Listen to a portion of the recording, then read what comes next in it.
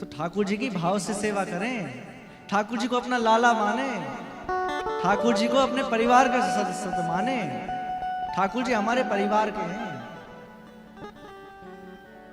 आप लोग ये बताइए, घर के ठाकुर जी से आप कितनी देर बात करते हैं? कितनी देर बात करते हैं? कौन कौन करता है? क्यों?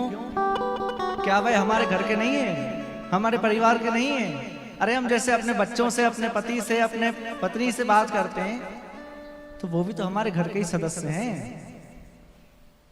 हमें उनसे बात करना चाहिए। कहीं भी जाएं तो उनको बताकर जाएं कि प्रभु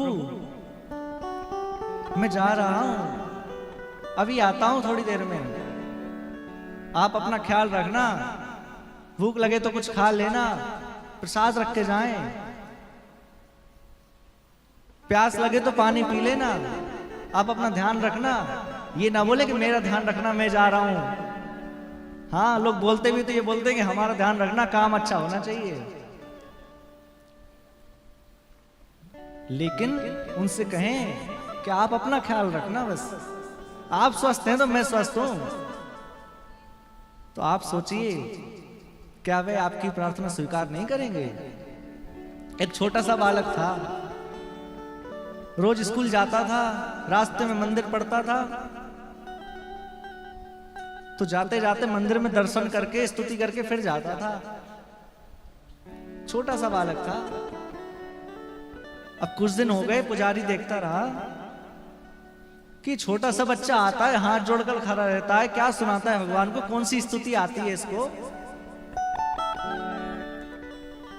एक दिन उन पुजारी जी ने पूछ लिया, बेटा इधर आओ, बुलाया पास में, तुम ये बताओ,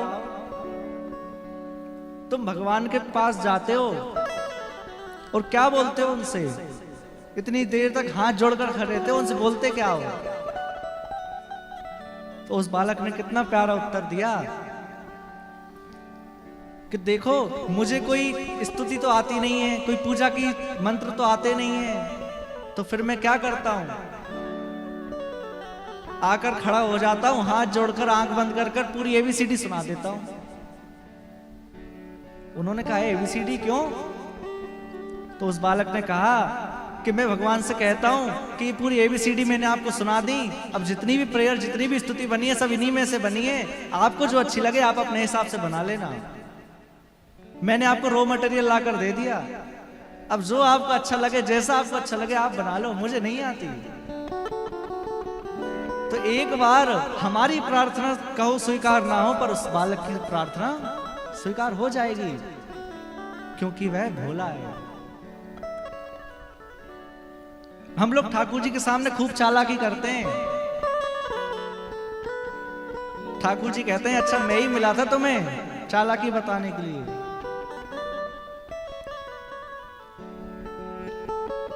ठाकुर जी समझ जाते हैं कि हमने ही इसको ये दिमाग देकर भेजा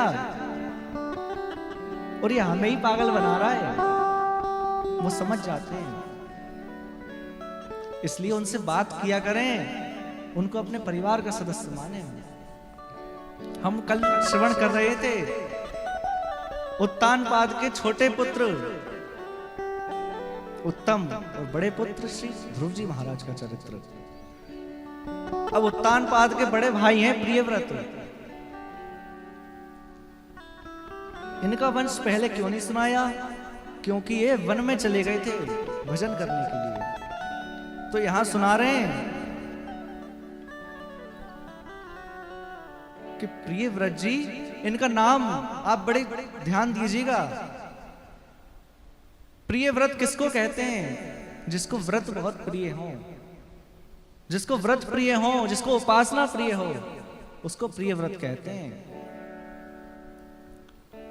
व्रत तो हम लोगों को भी प्रिय है, लेकिन कैसे? एकादशी का व्रत है, एक दिन पहले से तैयारी हो जाएगी कि अब एकादशी है, कल क्या क्या बनेगा, फलाहार में क्या क्या बनना है, पूरी एक दिन पहले ही तैयारी हो जाएगी। और एक दिन पहले से लगने लगेगा कि कल एकादशी है, आज ज्यादा खा लो। तो व्रत की तैयारी, व्रत तो हमें भी प्रिय है। एक किसी गांव क्षेत्र में किसी अम्मा से पूछा कि मैया एकादशी जानती हो? उन्होंने कहा एकादशी वही 11, क्योंकि गांव क्षेत्र में 11 बोलते हैं एकादशी को। हमने कहा हाँ 11। तो मैया कहने लगी हाँ मैं जानती हूँ 11, क्या होता है उस दिन? तो मैया क्या कहती कि उसका नाम ही 11 है। उस दिन 11 तरह के रस बनते हैं, घर में 11 तरह के रस बनते हैं, पकवान बनते हैं। तो हम लोगों को यही लगता है कि व्रत के दिन खूब फलार बना कर खाओ। लेकिन एक बात कहूं, फलार किसको कहते हैं? जो फल का आहार होता है। हम लोग फलार नहीं करते, हम लोग तो फुल आहार करते हैं। प्रिय व्रत, जिनको व्रत प्रिय है, वन में चले गए। ब्रह्मा जी ने समझाया कि चलो तुम्हें वंश वृद्धि करनी है और तुम घर में रहकर भी भजन कर सकते हो, घर में रहकर भी भगवान को प्राप्त कर सकते हो। जरूरी नहीं है कि तुम वन में जाकर भगवान का भजन करो, तो बिल्कुल जरूरी नहीं है। कई बार वन में जाने को भगवान नहीं मिलते, वन में जाने वाले को भगवान नहीं मिलते, लेकिन घर में रहने वाले को भगवान मिल जाते हैं। जैसे रामचरितमानस में श्री वशिष्ठ जी, उन्होंने अपने पिताजी से कहा कि मैं पुरोहिताई नहीं करना चाहता। तब उनके पिताजी ने कहा कि देखो पुरोहिताई करो। क्यों? क्योंकि जैसे मैं दशरथ जी के यहाँ पुरोहिताई करता हूं तो उनके बालक होंगे तो उनकी भी पुरोहिताई करना होगा ना।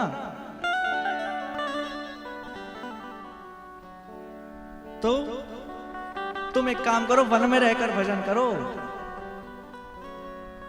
तो वशिष्ठ जी वन में रहकर भजन करने लगे।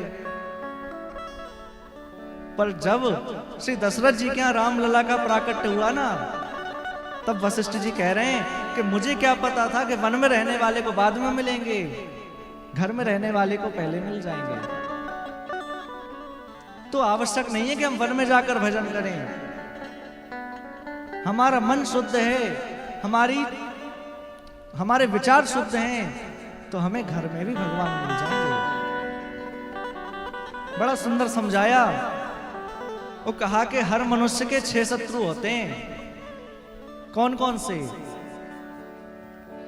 काम, क्रोध, लोभ, मद, मोह और ईर्ष्या। ये 6 शत्रु होते हैं हर व्यक्ति के। मनुष्य बाहर के शत्रुओं से तो लड़ लेता है, पर घर के शत्रुओं से नहीं लड़ पाता। हमें बाहर के शत्रुओं से तो लड़ना ही है, लेकिन हमें अंदर बैठे हुए शत्रुओं से पहले लड़ना है। क्योंकि जितना नुकसान हमें बाहर के शत्रु नहीं पहुंचाएंगे, उससे ज्यादा हमें अंदर के शत्रु पहुंचाएंगे। ये काम, क्रोध, लोभ, मद, ये सब त्याग दें। बड़ा सुंदर समझाया ब्रह्मा जी ने। इसके बाद प्रियव्रत जी ने घर रहकर भगवान का भजन किया। एक बार प्रियव्रत जी को लगा कि रात्रि फालतू में ही होती है। बिना मतलब में लोग 10-11 घंटे 12 घंटे सोकर बिता देते हैं। इस रात्रि का कोई मतलब नहीं है। मैं रात्रि नहीं होने दूंगा। एक बड़ा सुंदर और बड़ा चमकने वाला रथ बनवा लिया, मानो सूर्य के जैसा चमकता है। अब जहां सूर्य जाए उसकी दूसरी दिशा में ये रथ लेकर परिक्रमा करें। जैसे अमेरिका में और यहां में होता है ना कि यहां दिन होती है तो वहां रात होती है। तो जहां सूर्य रहे उसकी उल्टी दिशा में ये रथ लेकर पहुंच जाएं और परिक्रमा लगाएं पूरी धरती की। तो लोगों को यही लगे कि अभी रात हुई नहीं है। 7 दिन बीत गए। उन्होंने आकर समझाया ब्रह्मा जी ने कि भैया देखो, भगवान की प्रकृति में जो कुछ नियम है सब काम का है। बिना काम का कुछ नहीं है। अरे रात्रि भी होती है तो रात्रि में योगी जन भजन करते हैं, सांसारिक रात्रि में सो जाते हैं, और चोर रात्रि में ताला चटकाते हैं। तो रात्रि बहुत काम की होती है। भगवान की प्रकृति में गलत कुछ नहीं है, सब काम का है। एक व्यक्ति था, वो नास्तिक था, उसको भगवान की इस प्रकृति पर बड़ा संशय था कि भगवान ने ऐसा क्यों कर दिया, ऐसा क्यों नहीं किया। उसके मित्र के साथ एक बार कहीं निकला, आपस में चर्चा कर रहा था कि भगवान में बुद्धि नहीं है। समझने के लिए समझा रहा हूं मैं, बड़े ध्यान से सुने आप लोग। उसके मित्र से कहा कि भगवान में बुद्धि नहीं है। उसने कहा कैसे? बोले चलो मैं दिखाता हूं। रास्ते में जा रहे थे, एक जगह देखा कि छोटी सी बेल लगी है, उस पर बहुत बड़ा तरबूज का फल लगा है। तो उसने कहा देखो मैंने कहा था ना भगवान में दिमाग नहीं है, भगवान में अकल नहीं है। अरे इतना बड़ा फल और इतनी सी बेल पर लटका दिया। थोड़ा और आगे बढ़ा, आगे जाकर देखा एक बड़ा विशाल का वृक्ष, आम का वृक्ष, बड़ी सुंदर छाया। जाकर नीचे लेट गया, ऊपर आंख पड़ी, ऊपर दृष्टि गई तो देखा कि बड़े आम के वृक्ष में छोटी छोटी केरियां लटक रही हैं। केरी लगती है ना, केरी लगी हुई है। तो कहा कि देखो मैंने तुमसे कहा था भगवान में अकल नहीं है, वहां इतनी सी बेल में इतना बड़ा वृक्ष, यहां इतने बड़े वृक्ष में इतना सा फल। अरे बड़े वृक्ष में बड़े फल होने चाहिए, छोटी बेल में छोटे फल होने चाहिए। भगवान में दिमाग नहीं है। अब थका तो था ही, आंख लग गई, कहीं से हवा का झोंका आया और इतनी जोर से झोंका आया कि ऊपर से एक केरी टूटकर सीधे गिरी उसकी नाक पे। अब जैसे ही गिरी तो एकदम उठा, उसने कहा कि भगवान आपने जो कुछ किया है बहुत अच्छा किया है। अगर वो बड़ा वाला वृक्ष यहां होता तो आज तो मेरा गोविंदाय नमो नमः हो जाता। आपने जो कुछ किया सब अच्छे के लिए किया है। तो भगवान ने रात्रि भी बनाई है तो वो काम के लिए बनाई है, बिना काम का कुछ नहीं है। प्रियव्रत जी को समझाया। इन्हीं के वंश में आगे श्री ऋषभ देव जी हुए हैं, जो कि साक्षात भगवान हैं। ऋषभ देव जी हुए हैं। ऋषभ देव जी के विवाह इंद्र के पुत्र जयंती से हुआ। उसके द्वारा 100 पुत्रों का जन्म हुआ ऋषभ देव जी का। ऋषभ देव जी के 100 पुत्र हुए हैं और सबसे बड़े पुत्र हैं भरत जी। भरत जी का चरित्र हम लोग सुनेंगे आगे। सबसे बड़े पुत्र हैं भरत जी। ऋषभ देव जी ने अपना सब राज्यभार भरत जी को सौंप दिया और चले गए वन में। भरत जी बड़े भजनानंदी महात्मा, खूब भजन करते और जैसे तैसे समय बीता, अपने पुत्र को राज्य देकर वो भी गंडकी के तट पर निकल गए। और उन्हीं भरत जी के नाम से हमारे इस खंड का नाम भारतवर्ष पड़ा। इसके राजा थे वो, इसलिए हमारे इस खंड का नाम भारतवर्ष पड़ा। पहले इसका नाम था अजनाब खंड, फिर नाम हुआ भारतवर्ष, फिर नाम हुआ भारत। और आजकल के पढ़े लिखे लोग बोलने लगे इंडिया। भारत का अर्थ क्या होता है? भा का अर्थ होता है लक्ष्मी, मैंने बताया था एक दिन। भा का अर्थ होता है ज्ञान, भा का अर्थ होता है प्रेम। जो ज्ञान में रथ है, जो लक्ष्मी में रथ है, जो प्रेम में रथ है, वो भारत है। अब इंडिया का अर्थ तो उन्हीं से पूछो जाकर जो बोलते हैं। भारत भरत जी के नाम से पड़ा। गंडकी के तट पर रहने लगे जाकर, खूब भजन करते हैं। बड़े ध्यान से सुनना, ये सीखने वाली कथा है। इतना भजन करते हैं, इतना भजन करते हैं, सुबह से शाम तक, सुबह से भजन में लग जाते हैं। अब एक दिन गंडकी नदी में स्नान कर कर आए और आकर पुनः भजन करने लगे। अब भजन करते करते उन्होंने एक दृश्य देखा कि एक हिरणी जो कि गर्भवती है, वो किसी सिंह से डरकर दौड़ती हुई जा रही है और जैसे ही नदी पे पहुंची छलांग लगा दी। अब भरत जी ये दृश्य देख रहे थे। भरत जी ने सोचा कि ये गर्भिणी है, ये हिरणी गर्भवती है, अगर ये नदी में गिर गई तो ये भी चली जाएगी और इसका बालक, इसका जो शावक है वो भी चला जाएगा। तो भरत जी कूद गए नदी में और जाकर उस हिरण को, उस बालक को तो उठा लिया, मृग शावक को उठा लिया और हिरणी नदी में बह गई। उठा लिया, जाकर ले आए अपनी कुटिया पर। अब खूब सेवा करते हैं उसकी, खूब प्रेम करते हैं उससे। अब धीरे धीरे मन भजन से हटने लगा और इस हिरणी में लगने लगा। उनका कर्तव्य कहां तक था? अरे उसको ले आते, उसकी चिकित्सा करके, उसको स्वस्थ करके और वन में छोड़ देते, लेकिन उसको रखे रहे, उसके साथ मस्ती करते हैं, उसके साथ खेलते हैं। अब भजन कम कर दिया है और यही चलता रहा।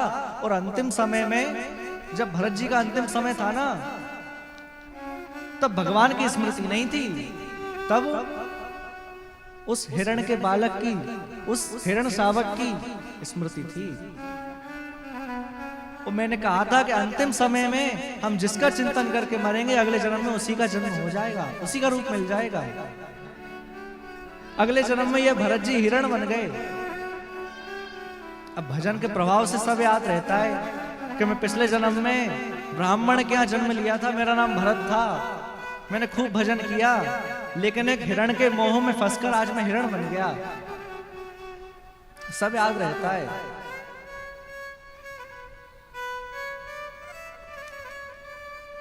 उनका तो हिरण में मोह था, हम लोगों का तो ना जाने कहां कहां मोह है।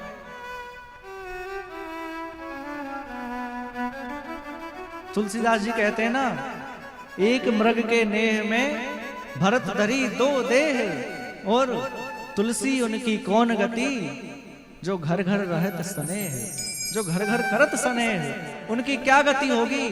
अरे भरत जी ने तो केवल एक हिरणी में नेह रखा था, तो उनको हिरण का जन्म मिल गया। हम लोगों की क्या गति होगी, जो हम पुत्री में भी स्नेह है, पुत्र में भी स्नेह है, पत्नी में भी स्नेह है, तो हमारी क्या गति होगी।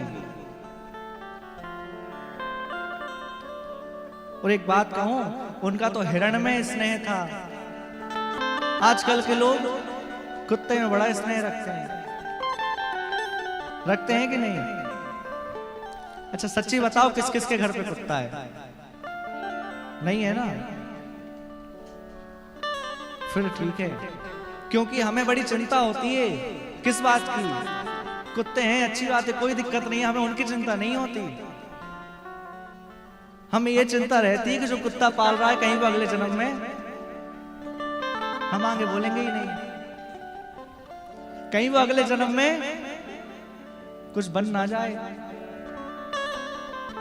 एक सेठ जी थे, उनके घर पर एक कुत्ता था।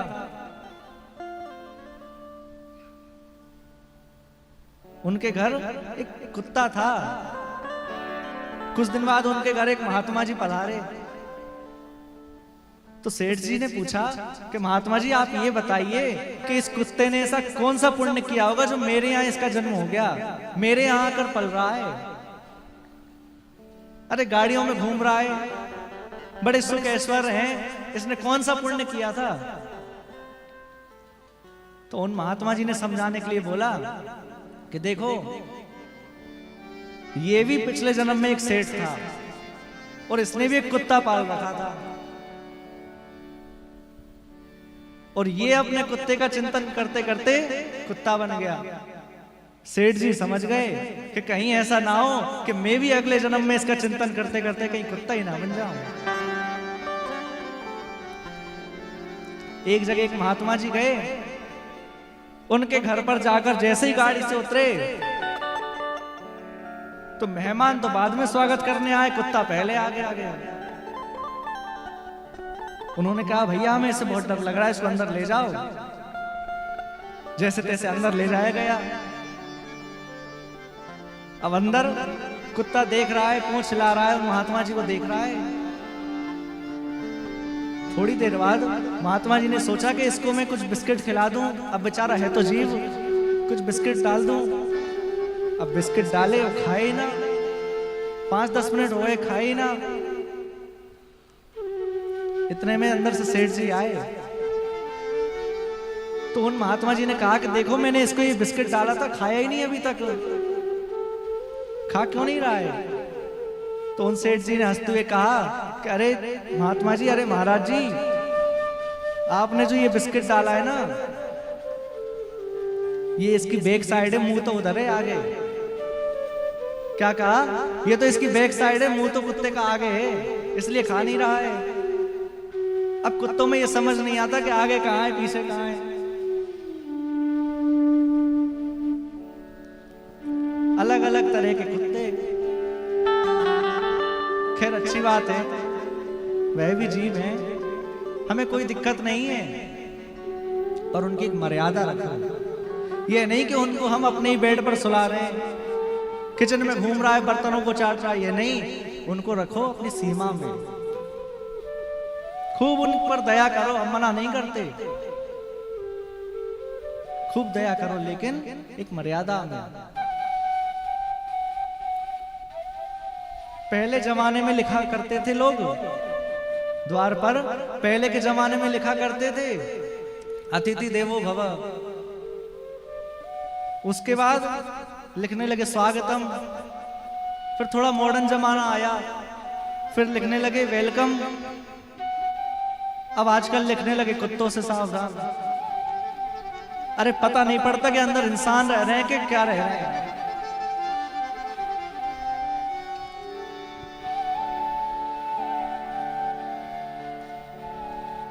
हिरण बन गए।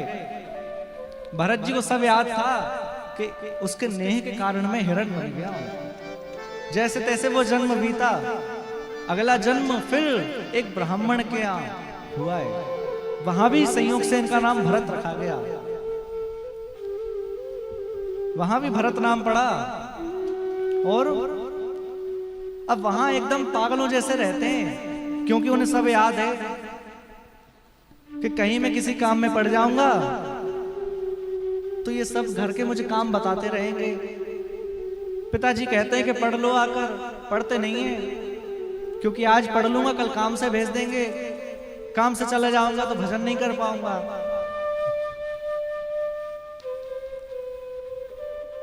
भजन नहीं कर पाऊंगा, किसी की बात नहीं मानते हैं, मूर्खों जैसे रहते हैं। इनके पिताजी ने नाम ही रख दिया जड़ भरत। जड़ है ये तो बिल्कुल, जड़ भरत नाम पड़ गया। अब पिताजी जब चले गए परम धाम, तो घर में भैया भाभी हैं। भाभी ने कहा कि देखो, या तो इनसे काम कराओ या इनको यहां से भेज दो, ये फ्री की रोटी खा रहे हैं, हम इनको नहीं रखेंगे यहाँ पे। भेज दिया कि जाओ खेत पर देखना, फसल लगी है, कहीं चिड़िया ना खा जाए, जाओ। खेत पर आए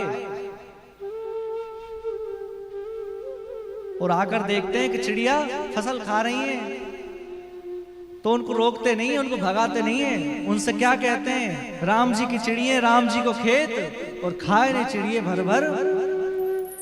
खूब पेट भर के खाओ, सब राम जी का ही है, खिला देते हैं। भैया को पता पड़ा, बहुत नाराज हुए। फिर कहा कि जाओ, जाकर खेत में मेड़ बना दो। मेड़ समझते हैं आप लोग? खेत को जो डिवाइड करने के लिए बीच में मेड़ बनाते हैं जिसमें से पानी जाता है। तो कहा कि जाओ खेत में मेड़ बना दो। भैया ने तो भेजा मेड़ बनाने के लिए, और जाकर कुआं खोद दिया। इतनी ज्यादा गहरी कर दी कि कुआं खुद गया, पानी निकल आया। कोई काम ढंग से नहीं करते कि आज ढंग से कर दूंगा तो कल फिर ये मुझे काम में लगा देंगे। अब तो घर से निकाल दिया, घूमने लगे इधर उधर। एक बार कुछ डकैतों ने देखा और शरीर से अच्छे हट्टे खट्टे तो थे ही, पकड़ कर ले गए कि चलो, इनको पकड़ लिया कि अब इसकी बलि चढ़ाएंगे। ले गए, भद्रकाली के सामने खड़ा कर दिया और ले जाकर पहले तो खूब माला पहनाई, खूब स्वागत किया और फिर भद्रकाली के सामने ले जाकर खड़ा कर दिया कि महाराज जी, वो माला और वो मालपुआ फ्री के नहीं थे, अब आपकी बलि चढ़ेगी। और जैसे ही तलवार इनके कंधे पर रखी गई, इतने में ही भद्रकाली मैया के विग्रह से भद्रकाली मैया प्रकट हो गई और हाथ में से खड़ग छीन ली और उन्हीं दुष्टों का, उन्हीं डकैतों का संहार कर दिया, भरत जी की रक्षा कर ली। अब रक्षा करके ये उनको प्रणाम करके वापस आ गए और रास्ते में ही इन्होंने देखा कि एक राजा की सवारी जा रही है, एक राजा जा रहा है कहीं। तभी क्या हुआ कि वो रहुगण राजा था। वह रहुगण राजा सत्संग के लिए जा रहा था। अब रास्ते में उनका एक जो पालकी ढोने वाले होते हैं कहार, वो एक बीमार पड़ गया। यही महाराज जी दिख गए, भरत जी देखने में अच्छे हिष्ट पुष्ट हैं, लगा दिया कि चलो तुम उठाओ पालकी। अब तीनों तो अच्छे से चल रहे हैं, लेकिन संत का लक्षण होता है कि वह नीचे देखकर चलता है, कहीं पैर के नीचे चींटी ना आ जाए, कोई जीव जंतु ना आ जाए, देखकर चलता है।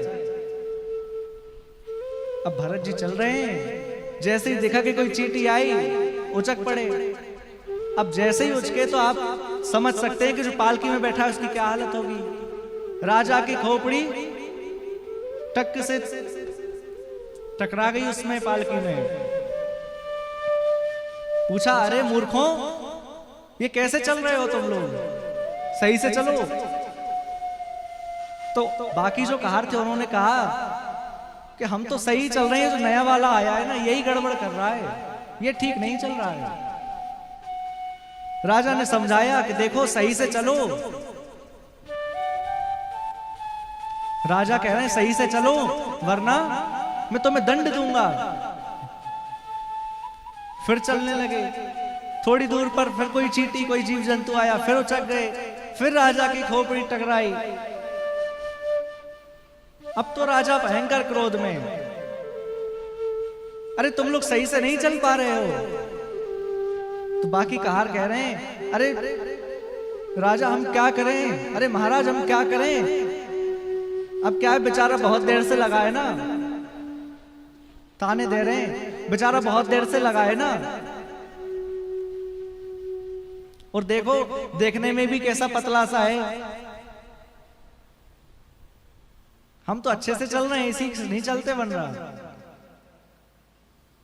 उस राजा ने कहा कि मैं तुम्हें दंड दूंगा, तुम सही से नहीं चल रहे हो। और जैसे ही नीचे देखा तो इनके कंधे पर जनेऊ दिख गया। समझ गया राजा कि कोई ब्राह्मण है, पालकी से कूद पड़ा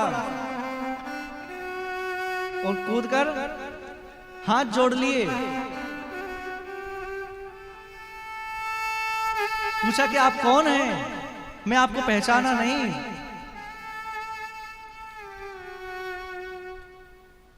तब यहां जड़ भरत जी बोल पड़े, आज पहली बार बोले। क्यों? संत का लक्षण होता है, संत तभी बोलते हैं जब उन्हें कोई पात्र नजर आता है, जब बोलते हैं संत। और दूसरी बात, राजा सत्संग में जा रहा था तो कहीं सत्संग की बदनामी ना हो जाए कि सत्संग में जाने वाला राजा एक ब्राह्मण से अभद्र क्रिया कर दी, इसलिए बोल पड़े। और तीसरा कारण क्यों बोले?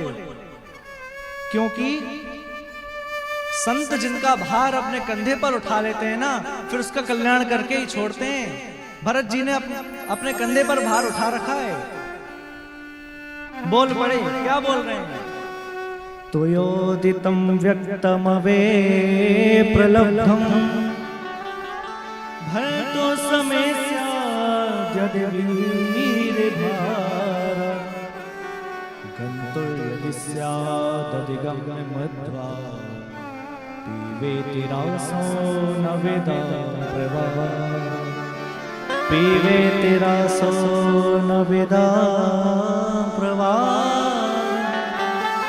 बोल बोले, अरे तुम किसको दंड देने की बात कर रहे हो? ना मुझे तुम्हारी पालकी का कोई भार है, ना मुझे इस भार का कोई कष्ट है, क्योंकि ये सब शरीर के द्वंद नहीं है, आत्मा के द्वंद नहीं है। तुम दंड भी दोगे तो इस शरीर को दोगे, आत्मा को नहीं दे सकते। रघुगण राजा समझ गया कि ये कोई ब्रह्म ज्ञानी है, कोई तत्व ज्ञानी है। ये पूछा कि आप कौन हैं? कस्तम निगूढ़श्चरसि द्विजानां बिभर्ष सूत्रम कथमो वदूत। कौन है आप? आपके कंधे पे सूत्र है, आप कौन हैं? क्या मैं जिनके यहाँ सत्संग सुनने जा रहा हूं, क्या आप वही हैं? या आप कौन हैं? आप मुझे बताइए। और राजा कह रहा है कि मैं किसी से नहीं डरता हूं, लेकिन मुझे एक वस्तु से डर लगता है। क्या कह रहा है राजा? ना हम विशंके सुरराज वज्र नित्रक्ष शूला नयमस्य दंडा नाग्यर्क सोमा निलवेत पास्त्र शंके वृषं ब्रह्म कुलावमान शंके वृषं ब्रह्म कुलावमान।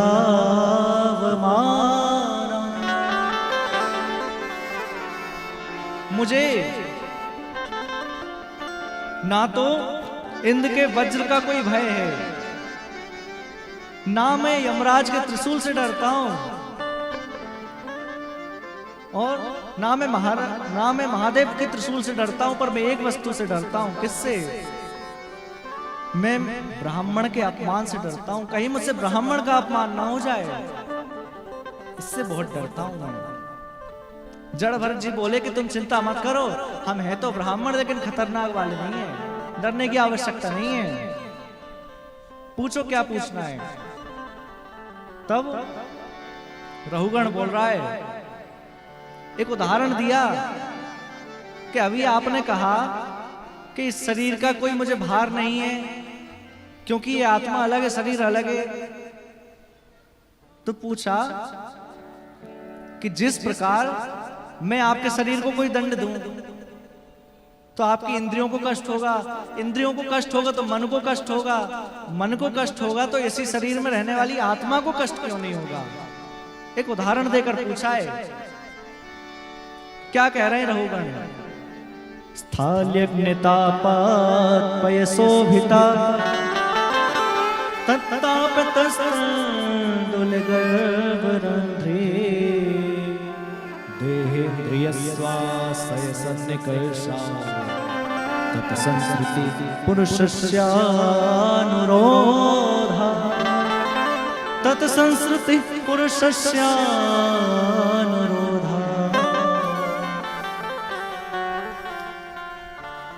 एक प्रश्न किया कि जिस प्रकार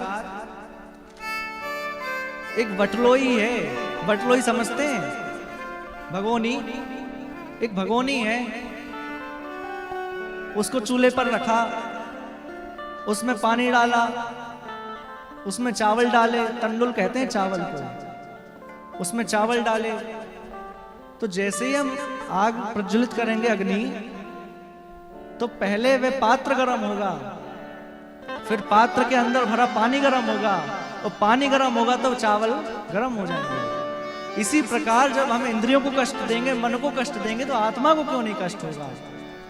उदाहरण देकर पूछा है। जड़ भरत जी ने फटकार दिया, क्या कह रहे हैं? अकोविदा को विदवाद वादान। अरे राजा, तुम हो तो बड़े मूर्ख, लेकिन बातें विद्वानों जैसी कर रहे हो, परंतु तुम्हें आता जाता कुछ नहीं है। अब किसी राजा को उसके सिपाहियों के सामने मूर्ख कह दें, जड़ भरत जी कह रहे हैं तुम मूर्ख हो। राजा रहुगण ने पूछा कि आप मुझे उत्तर दीजिए कि कष्ट क्यों नहीं होगा। तब श्री जड़ भरत जी समझा रहे हैं कि देखो, ये जितने भी तुमने उदाहरण दिए, अग्नि का, पानी का, बटलोही का, भगोनी का, जल का, चावल का, ये सब सावयव तत्व हैं। सावयव का मतलब होता है जो सब दिखते हैं, जिनको हम छू सकते हैं, देख सकते हैं। अग्नि को छू सकते हैं, देख सकते हैं, जल को छू सकते हैं, चावल को छू सकते हैं। तो ये सब सावयव तत्व हैं। और हमारी जो आत्मा है निर्वयव है, न इसको छुआ जा सकता, न इसको जलाया जा सकता, न इसको काटा जा सकता, न इसको देखा जा सकता। इसलिए तुम्हारा उदाहरण बिल्कुल गलत है। फटकार दिया।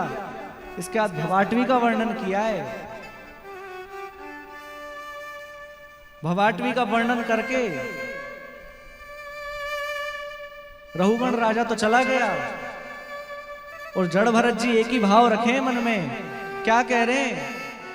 जड़ भरत जी कह रहे हैं, और हम सबको भी कहना है, हो मुझे दुनिया से नहीं कोई का, मुझे दुनिया से नहीं कोई का, और मैं तो रटूं श्री राधा राधा नाम, मैं तो रटूं श्री राधा राधा नाम, और दर्शन करो शुभ शाम, दर्शन करो शुभ शाम, हो दर्शन करो शुभ शाम, दर्शन करो शुभ शाम। सभी गाएंगे मेरे साथ। मेरे मन में विराजे श्याम दीवानी, मेरे मन में विराजे श्याम दीवानी, हो मेरे मन में विराजे श्याम दीवानी, मेरे मन में विराजे श्याम दीवानी, जहाँ विराजे श्याम प्यारी, जहाँ विराजे श्याम प्यारी, हो जहाँ विराजे श्याम प्यारी, मेरो मन लाग्यो बरसाने में, जहाँ विराजे श्याम प्यारी, मेरो मन लागो बरसाने में, जहाँ विराजे राधा रानी, हो मेरो मन लागो बरसाने में, जहाँ विराजे श्याम प्यारी, मेरो मन लागो बरसाने में, जहाँ विराजे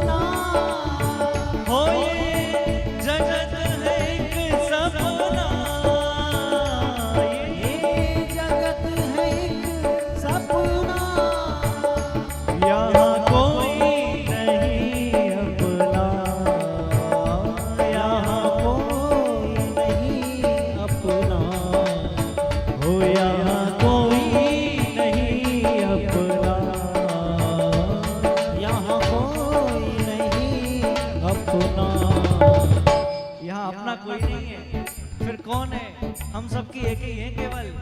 कौन? मेरे अपने विश्वानु दुलारी, मेरे अपने विश्वानु दुलारी, ओ मेरे अपने विश्वानु दुलारी, मेरे अपने विश्वानु दुलारी, जहाँ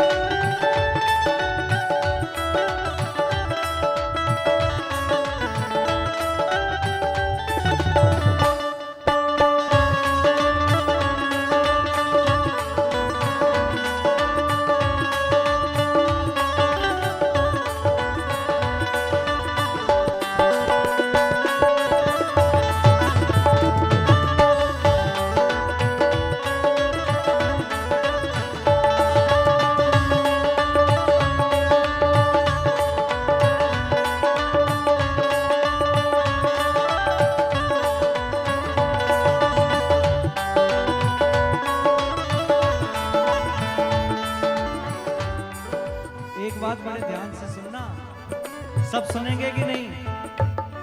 देखो हाथी कोई नहीं खड़ा कर रहा है, केवल दो चार लोगों की सुनेंगे बस। धराशायी हो जाता है उसके आगे चाहे वो कितना भी महारथी क्यों ना हो, धराशायी हो जाता है उसके आगे। चाहे वो कितना भी बड़ा महारथी क्यों ना हो, उसे क्या हराएगा ये जमाना, जिसका स्वयं काना सारथी हो। जय हो